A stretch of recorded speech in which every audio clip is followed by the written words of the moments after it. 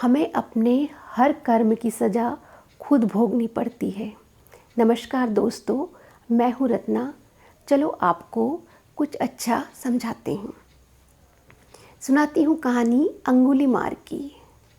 वह एक कुख्यात डाकू था जो जंगल में घूमता था और उस जंगल से जो भी व्यक्ति निकलता था उसे लूट लेता था और उसके धन को अपने पास रख लेता था और उस व्यक्ति की उंगलियां काटकर अपने गले में माला बनाकर पहनता था।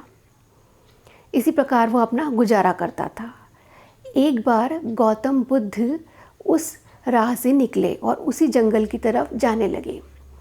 तो गांव वालों ने गौतम बुद्ध को रोकते हुए कहा कि हे स्वामी, आप इधर से न जाएं, यहाँ अंगुलीमार है और वो सभी व्यक्तियों को जंगल से जाने वाले लूट लेता है और उनकी उंगलियों को काटकर उसकी माला बना लेता है।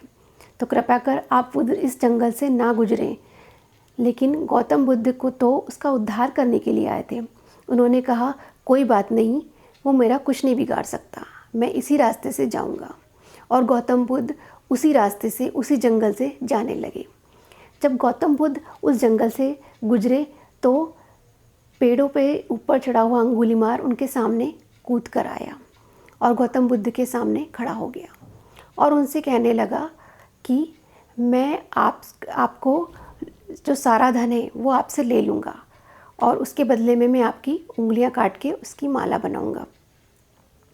गौतम बुद्ध ने जब उसकी तरफ देखा तो उनकी आंखों का तेज इतना था कि वह उनकी तरफ देख नहीं पाया और कुछ देर के लिए शांत हो गया।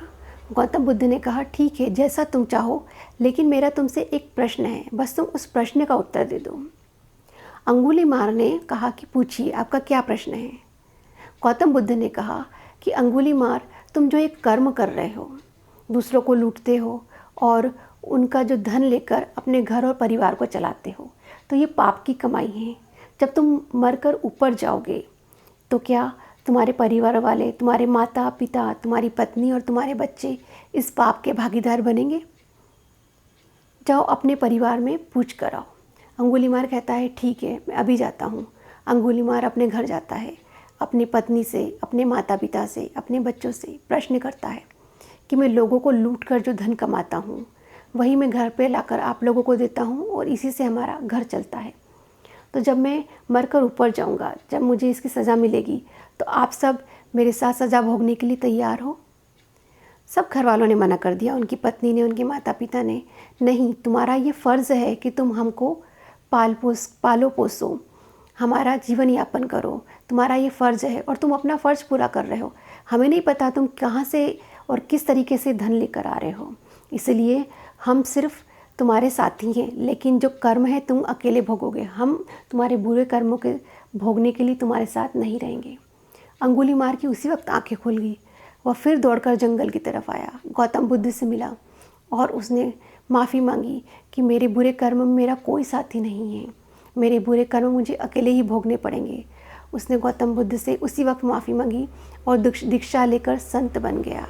इसीलिए हमें हमेशा अच्छे कर्मों की ओर ध्यान देना चाहिए और अच्छे कर्म ही करना चाहिए, क्योंकि हमारे कर्म का भोग हमें अकेले ही भोगना पड़ेगा। धन्यवाद।